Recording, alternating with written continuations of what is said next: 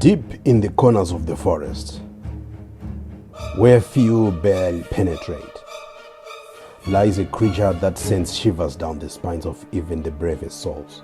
It is the millipede, a creature that seems to have crawled straight out of a nightmare. With its long segmented body and countless legs, the millipede is a creature that defies explanation.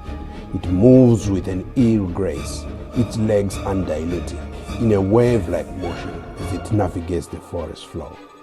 Its body is covered in hard exoskeleton, protecting it from the dangers of its environment.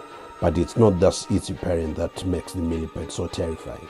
It possesses a secret weapon that can strike fear into the hearts of its enemies. When threatened, the millipede releases a noxious chemical that can cause irritation, even burns on the skin of its predators.